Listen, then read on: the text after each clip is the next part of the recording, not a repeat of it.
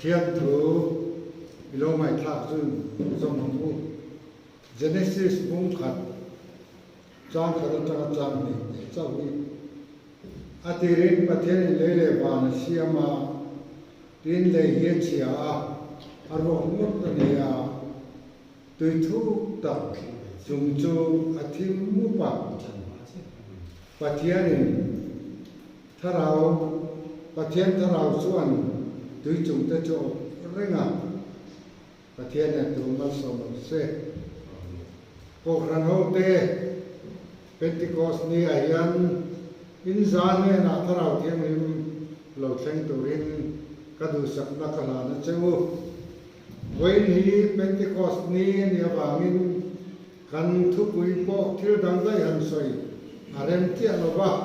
chu wangin Thlarau Thianghlim chungchang kan soi do na ni hey Pentikos Ni hi kan mang sing le to ko Pokranhote akhiat po kan se view torin karinga Thlarau Thianghlim lo chen ma torin tutung rui huna kalhen kut zo atama ni som mana lali sua athole atama ni som mana ti poina sai thia tianga kut anlo man thin Pentikos Ni nia tutung thara ero chuan he Pentikos Ni hi Thlarau Thianghlim lo chen ni dan Thlarau in ban ta ka wangin lali sualo soi lo khanga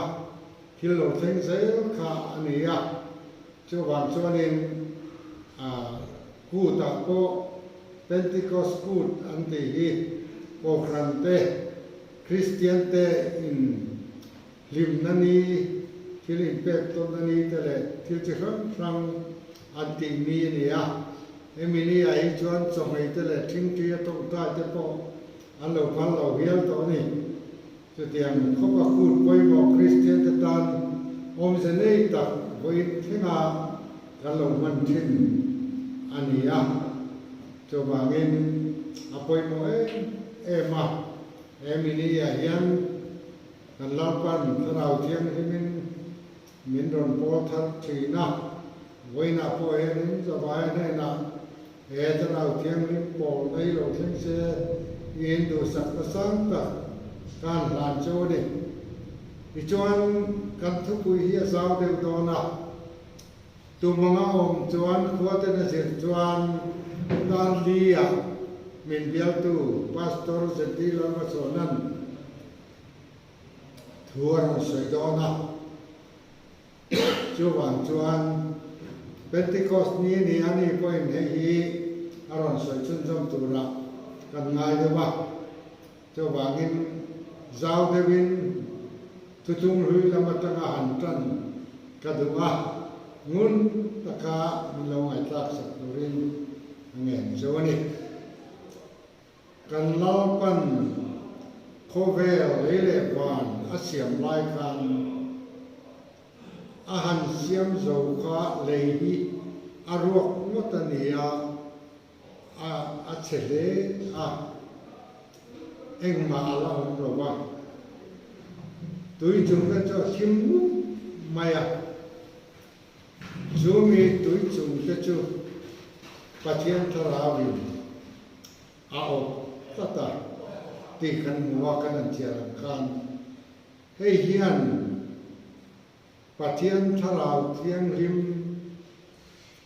satuan mi ani na aron ta lang chen re pale fo pale Thlarau Thianghlim pola ten an soi na sa le akan Bible hian chu Pentikos Ni chu Thlarau lo om mai ni lovin leilung pian ma pale fo pale Thlarau Thianghlim mi om an nia chu pathianin lele van asiam zo tui pui chung thim muk op tua ta na aron man kha pathian Thlarau chungchang thu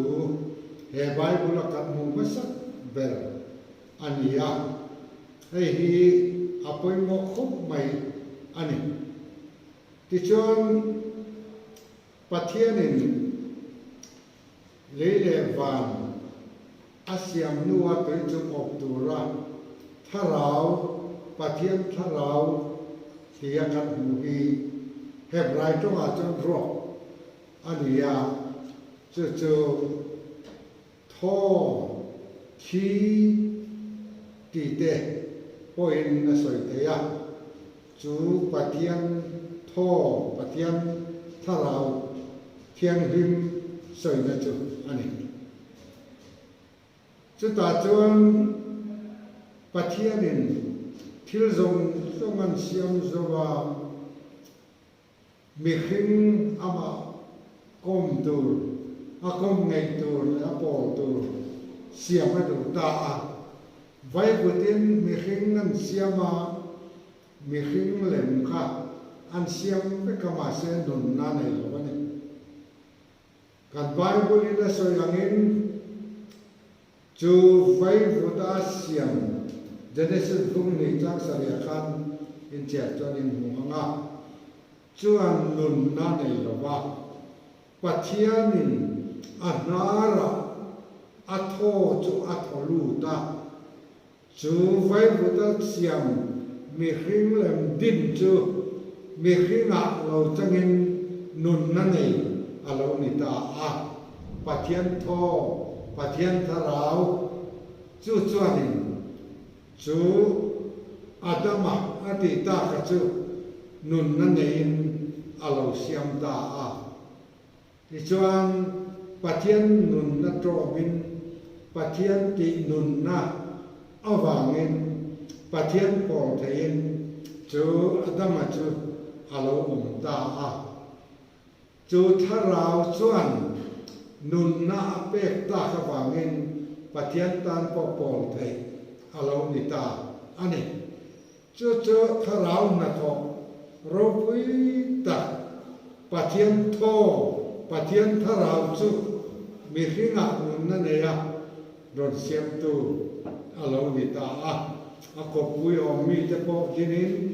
a Adam na ro tangin a ko pui tu e wi siam sa ti kan mu a chu tiang chuan Pathian Thlarau om pui nei an ni pahi pokha an om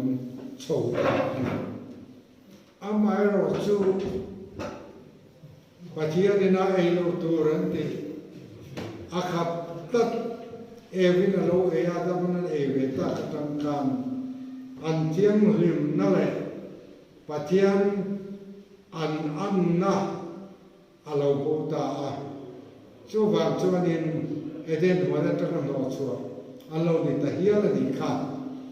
chung chu kan chui tum lamani lo wangin khatikan ka kal san me ma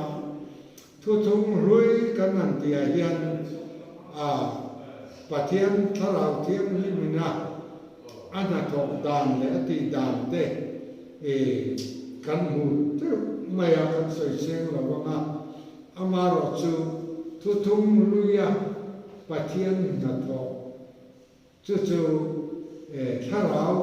vina athok dan hei hi kan han khir lo ma Thlarau Thianghlim ti takhi tu tung lu ya yan atam lo khop baya chu mun dia chiang takin kan huwa a sentence sana kan soi chuanin sa ma le isai phung som lu pathuma khan kan huwa chu ta chuan sa ma chuanin kan mu chu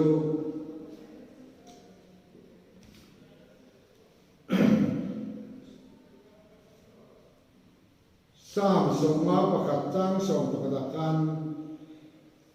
ine na ta hi mi pe bong su la Thlarau Thianghlim mi lak sak suang che i mi chan dam hlim na chu min pele la Thlarau ti du min hruaia che i Thlarau Thianghlim mi lak sak suang che Thlarau Thianghlim ti hi sam som ma pakhat tang som pakhat kan huwa tiên Isaiah cũng sống một pathum trang sổ mà lệ trang sổ một cái đặc khăn trên đó bên cần mua cho nima sẽ là anh hela Thlarau Thianghlim chu an ilung mai ta ti kan mua này chu Vanlalhruaia Thlarau Thianghlim ti kan mua chu ni amai ro chu Vanlalhruaia pum pui yan Pathian Thlarau na to le Pathian Thlarau thil ti tam tak kan mua này atlang pui cha win lo mai to tai langin Ezekiel buk som tu pasari cha kata chang sari kan sia chuanin Ezekiel an in la na ro pui tak amu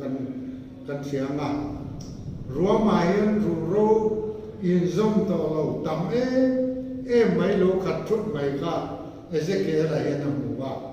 ti chuanin Pathianin Ezekiel ne la khanin Ezekiel heng ro te anung le the em ti na zo ta Ezekiel a chuanin lalpa namma he zo ka lo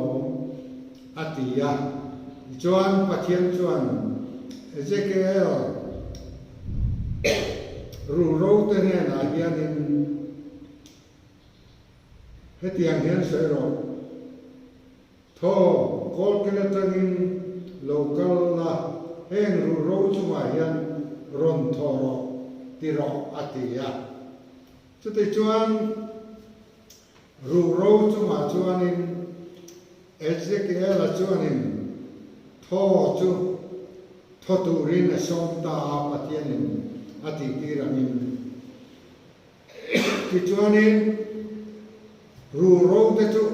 an bi sup an noi som ta ni ma se akhu tu fun na nei lo wa nun na ala nei lo boka Ezekiel ne na chuan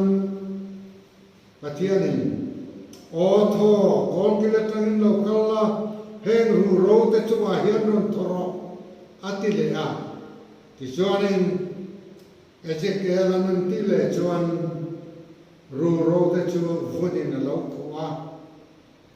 nun na alo nei ta sipai rual tam tak angin to zongin sai to mai da history sianga an lo ding chuak ta ani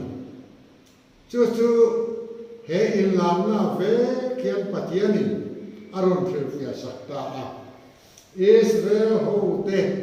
saltam har sanatam tak to beidong to engma ti thei to lo ho te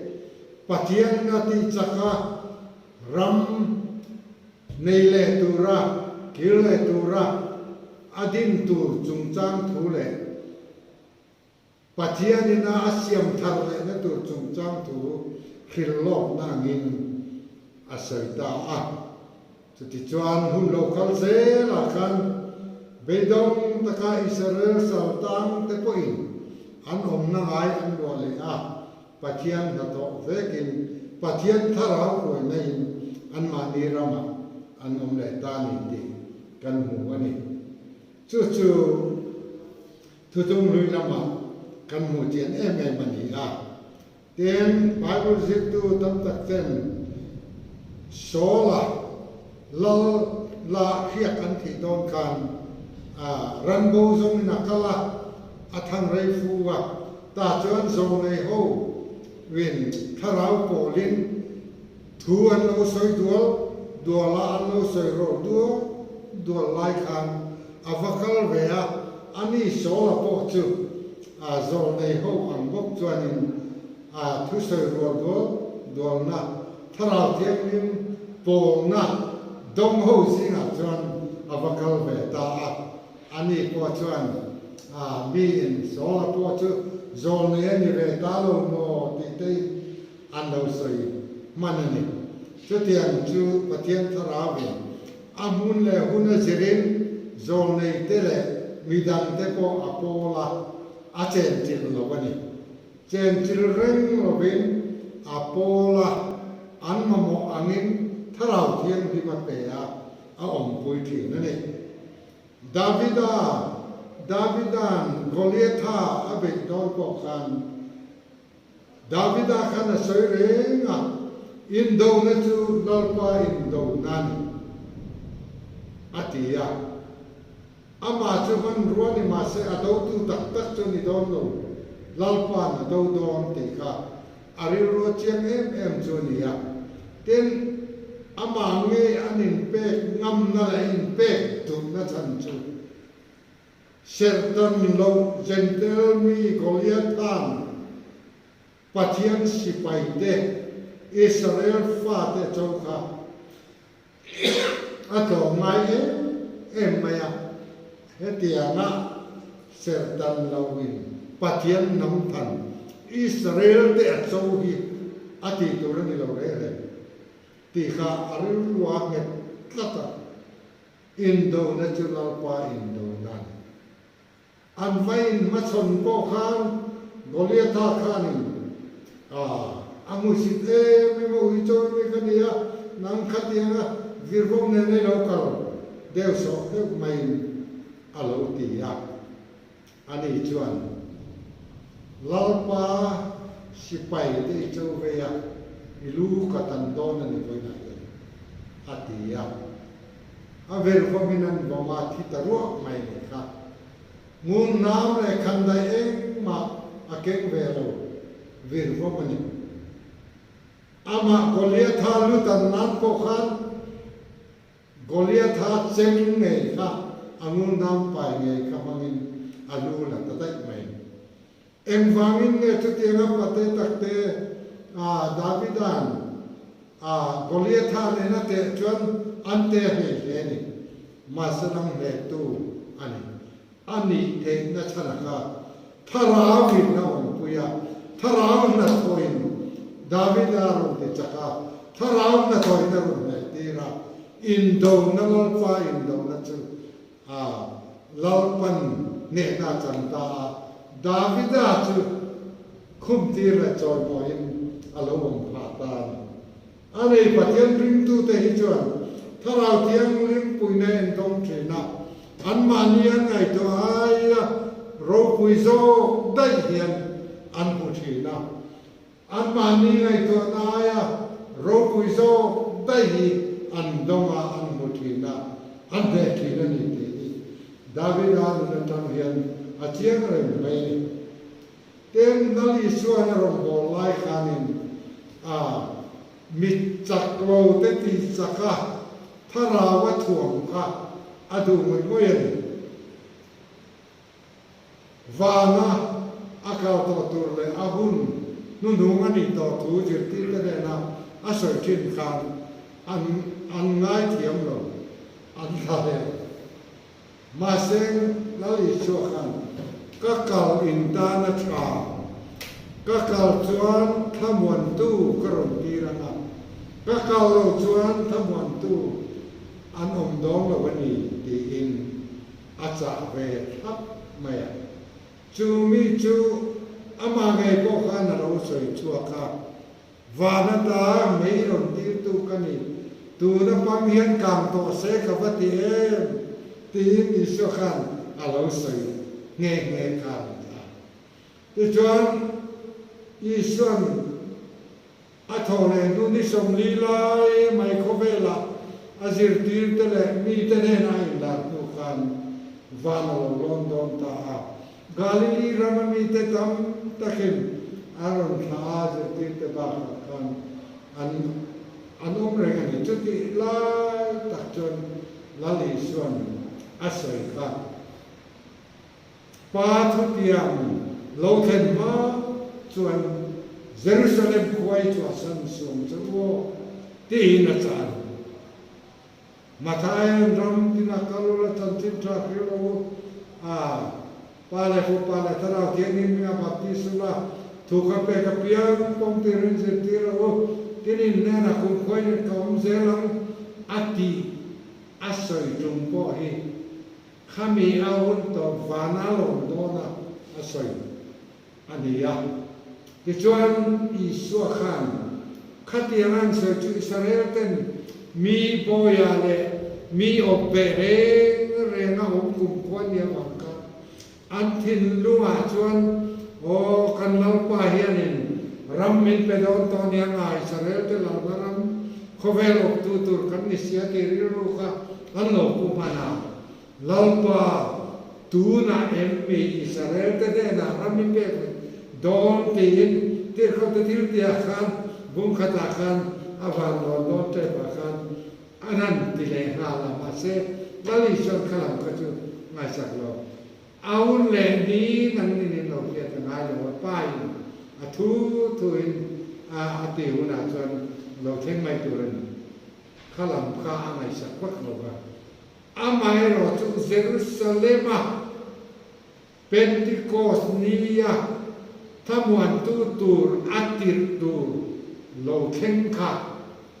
โลกาสันเราว่าอามุนาโลมเทงตัวเองปาทุติยมโลเทนมาจวนเยรูซาเล็มคอยกาสันเรงสูที่อินอาลาจ่าโลเกียมันที่จวนเสียตีตะขาเป็นที่กอสนีอาเฮียนจุดาเต็นพูดันมังอันนี้ที่เสียอีละข้ามินีอาคานินีทิลเจียงเลยเทโลมาเซเจียงเดวสีองจูจิรติลเตลลิสวริงตูตะขาเป็นที่กอสนีอาคานชวนมีซาเลสมิเจียนินหันเชียร์คานอัลลัง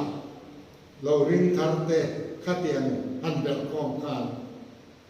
ถ้าเราเทียมนิมเราเทนนี้ยันจอหันมาร์กานูอินันิงคงนัทินายันจะสมนิเตหิอันทุกข้องนี้อะไรเทียมุนขตาอันซาอินอันทุกข้อมาเตียนีบานินจอหันมาร์กานูอินันิกันทินนัจูa sentence dot ti akhan ri thikui te anga ri alo ta nasataka alo rita akhan an khom na in chu alo khatta fika te kha luka hian te ko te te hian azia ko le a chu mi chu johan narkanu in ani nge yang arin kitan ti chuan ri thi pui anga alo te phut mai khan an khom na in kha tharawin alo khatta leite mai sem darin mei angin in sem dara mitin chunga a chuang ta mitin chunga chuan futa alo ta ti kha kan ru zui ta he ta loli suana dam laya mei rontira tuna pang hian kang se ka pati em ati tak mai kha tharau thianghlim til ti ta nei mei anga thianghlim mei anga thil ti thei alo theng ta chu chu aro pui lem churi chumi in anlo khia juda ho Jerusalem cham bang thing tang mi tele ahun puyam mi te po churi khia chon an local zela a local kho mo khan mak te mai chu an chang ve zel ta maya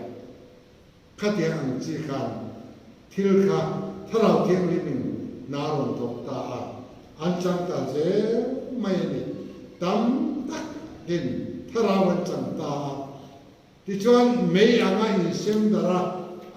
mitin chunga lo chuang kha aom zia chu mitin chunga tharau thianghlim chu lei chuai na lo ta an ko chunga an thin lunga tharawin alo chen chil ta an tharawan lo chang ta tharawan lo nei ta ti nan hei ni china khan thudung lui lama chuan an ma mo ang zelin in do na te thil ti na ram thanga fak na te tharawin om pui thin kan ti kha chu tiang ang samsara te po tharau ma ka chakani an te ya chu tiang thina kha tharau thianghlim Pentikos nia mi rồi chọn mi tin chunga lấy cho in alo chen chữ ta Thlarau Thianghlim alo lu ta pa thiam pha kalau ni ka sol zong ai dam veka tia la kan sakang kan Thlarau changin lali so Krista ne alo len du ta hom ani heta Pentikos Ni til lo thleng hi amak maya tel chil tu an ni rot po hi amaka lo poma ten an han chonga nam prang mai nam prang ram mi kapadokia ram mi te el tam tak in feto fowa ka ho song kha ma ni trong angin an trong kha an feta feka anin man trong tur thil trong chu pathian eron pengal Thlarauin aron ken niin alan tira heta hian mak tak main an trong reng akha nam prang ka an mani trong angin an pian pui trong angin an feta vik maya amak an ti le maya eng siange man le hetiang anga gak siat te mai le chuan Thlarauin a trong ti rang se lin an lo trong ta a ti le a lai te ko hi fiat tiam vek chu har khom mai ma ro chu Thlarauin a trong ti rang se lin an trong a Thlarau kai khoin an lo ta ti na po ani o me chu wangin a ka tiam lo ho a ra len ho musit ho ka chu ni heng ho hi an vamak vemole wain an ruin hi ti hin alo del soni ma sanagin petera adinga petera sermon hemini mi aro puye mayani eta hianin petera hianin tilro puita aro se choka heng til te hi chu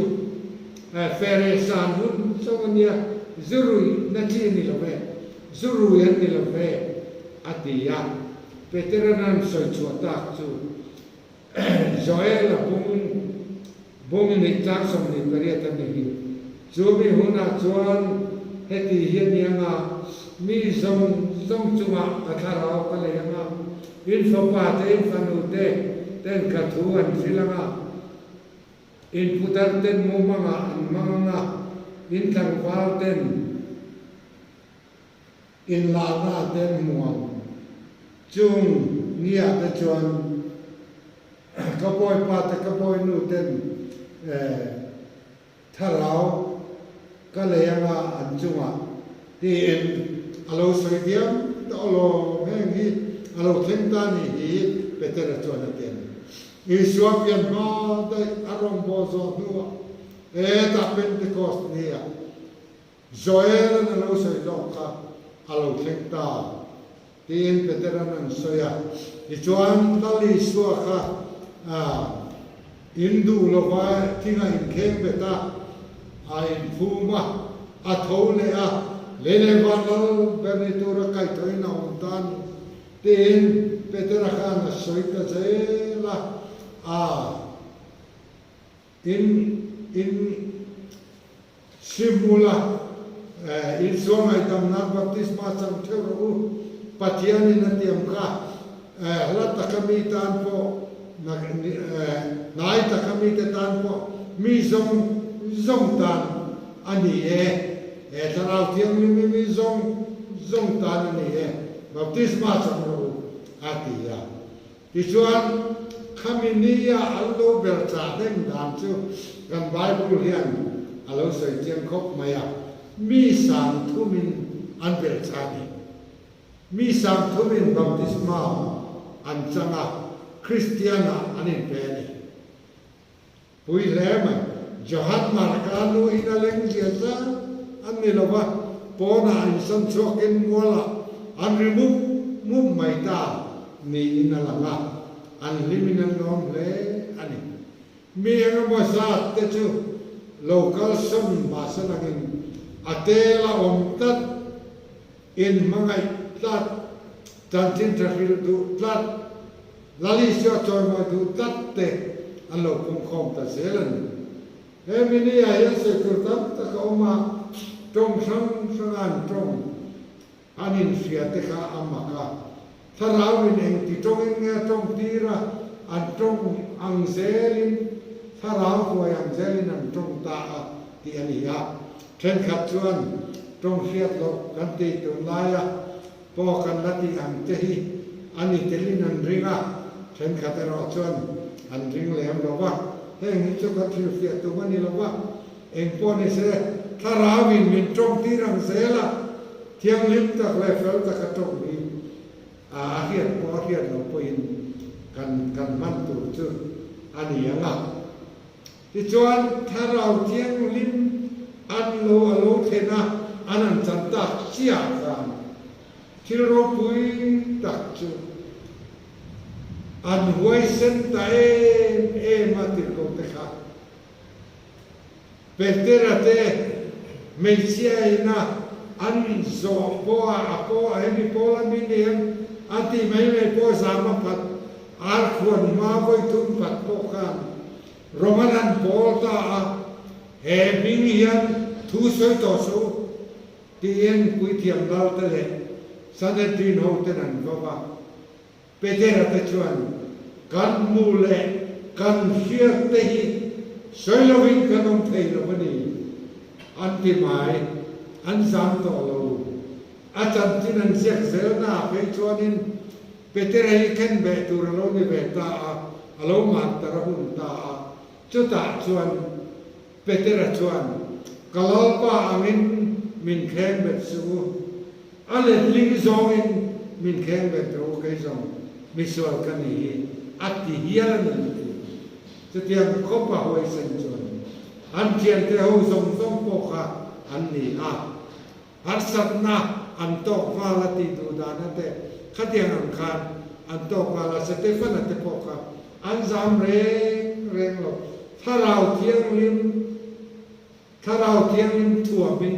Thlarau Thianghlim changin anom ta kha bang khan an huai khop mai lui nan deng ruya a deng tu lam le lung kha angai tu alo reng se te fanaka van lama ena patian ding lama afopa thu ahan muati tir ko te tir te an siak kan chu so ni en chu amel ma te le ama ti lum du tu te lam alum tum lam aboi thui lo van lama alalpa atana tu sakamel ka ahan muwa atam tu lali so Krista ahan mu bokan chu wangin khawo kena kalta Pentikos Ni Thlarau Thianghlim ro pui ta lo theng ta bang hian mi te thin lung soi dang gamin avong la sa te ru le Thlarau Thianghlim lo khen ni revival har than ni ani got lo Pentikos Ni chu adang lam dai an dun zong soi dang lama nun thar ne ngani ta ta kan chowangin mihim lui paya mihim thar nun tu rin mihim te aron buat saya ni ten phur na ro pui tak an ne an phur em emotional hemi tak sa phur na mai ni lo thin lung chung ri la Thlarau ne nan mun tu Thlarau ne nai tu kan na Thlarau ne na ro bo dik tak chu an lo nei ta lali chuan mangai na an nei ang tak nei tu ra bo sai tu Thlarau Thianghlim ma kham chuan an lo um ta ani ti a chiang khop mai chu mi a chiang em na chu ring tu te kho sak da ti tir go te tir ti bong mi kal zela kan chia ru la in mu chiang khop ma chu ta chuan tu man eng ma hi kata ti lovin an ro ken kho ma an ei khoma ni tin pathian an faka Krista thina le thole na chungchang an soya ni tin thadeng ma takin an trong tai thi atien an om hle mai chuta meu chuan van nam he la lo lama Thlarau Thianghlim an ni na zong a siam thar ta ka wang an ma ni nun po angai oma a Thianghlim ma an ma ni le ma ni ko ri ngaya lali so ko an nai ngoya an au le ngan trong tai ni tin thi na azia kan sia zel po chon rin om takin chutiam chon an trong tai an ei hova an bar hova ani mga chang e ma chu wang chuan tir ko ta tir tia ziak ro pui per jing ani an nung chang soi na chu mi zong lom zong in an oma mi pakhat lom zong om poi a har em ania dikta chuan mi zong ti chuan tu mai an dem lo ti na ania kan Bible a om rin the tu ro ma ve a ro pui le mai hei hi kan chung ko kan nung chang ni ve se ti ka ot ngoi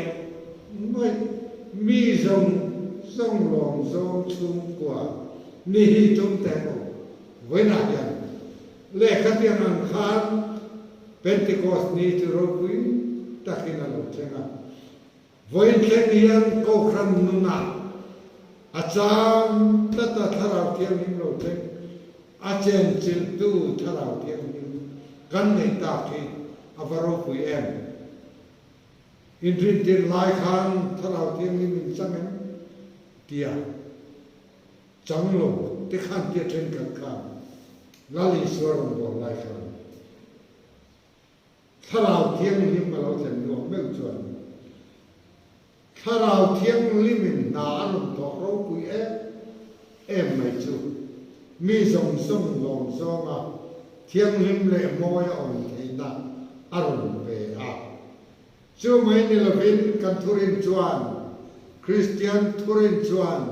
hetiang hian na soya Thlarau Thianghlim chuan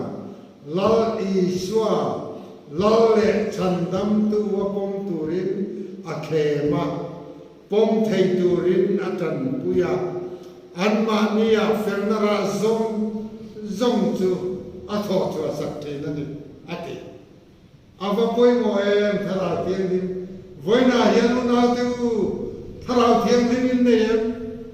Thlarau Thianghlim na chen chin cho em ilan da na le riru pu da na te Thlarau Thianghlim chen chin nun in em le hei ya poi mo Vanlalhruaia Thlarau pui tak lo thleng te pathian na tho lo lang te hi a ro pui a tha em mai amaro tu I tan chuan ne voina ya Thlarau Thianghlim in nei a poi mo ber khami nei lo chuan adik thelo ba van ne nin me a hiat tak thelo ba chu wangin van khopui lu na ticket po ni lali so Krista ko mu tu Thlarau Thianghlim ko mu na zai ngaya lali so lale chandam tu pom tu ra min hem laya o Isu kanela lo ko kathin lu kom ka ko me lalpa lo lu tro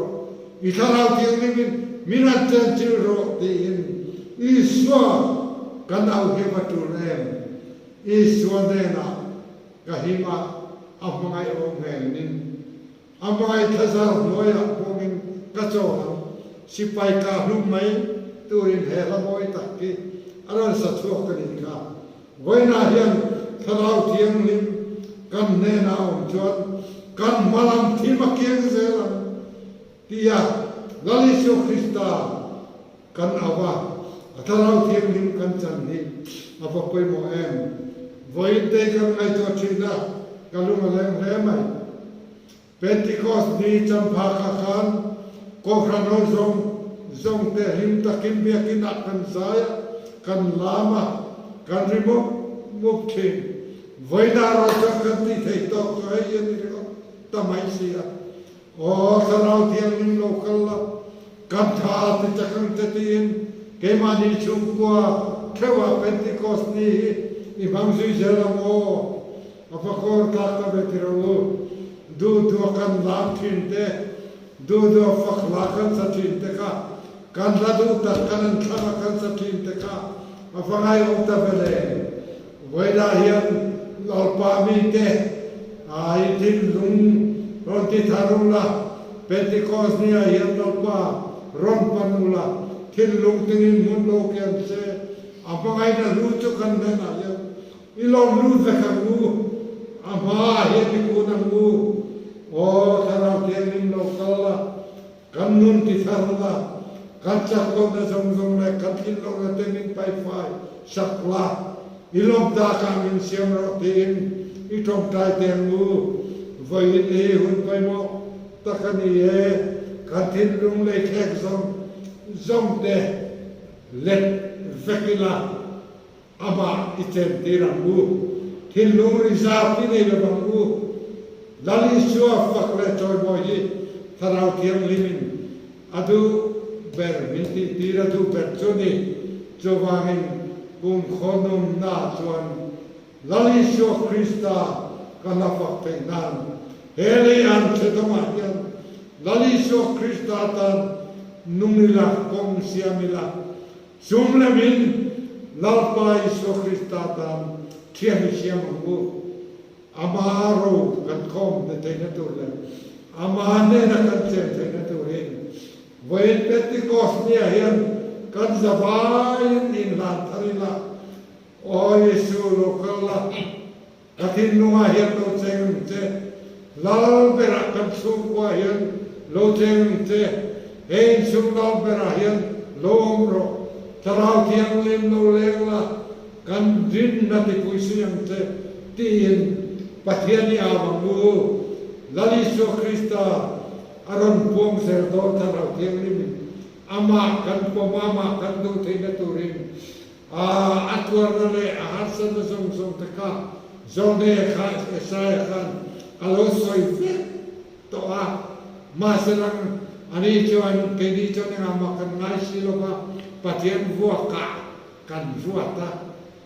tin amaro su avok na volte ti tamin kanom ta atin kha chubi ngeya chuan alpa kan pola kan na dale kan hasan zong te po patianin min ti dam the ya atula ti ang se lin kan nu na siam rem the ni he COVID-19 la kha to po yan ingat nge patianin Mizoram ni tianga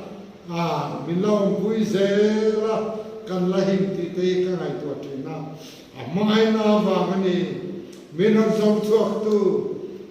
ko ta wes ramatang minon som chuak ka Thlarau Thianghlim ropui taka cherapun mau ramatanga kan chana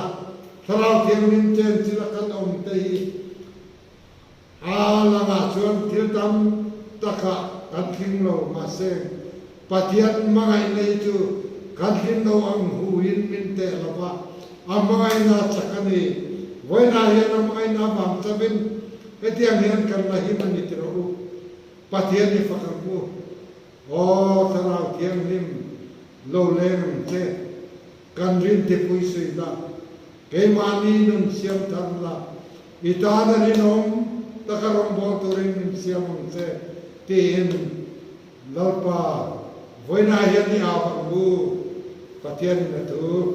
kan zatan mal so se pale fu pale Thlarau Thianghlim pathian en kim te mal so sakna pona lai thangwana do tak chu in zane na tu na la chatorin no om zero se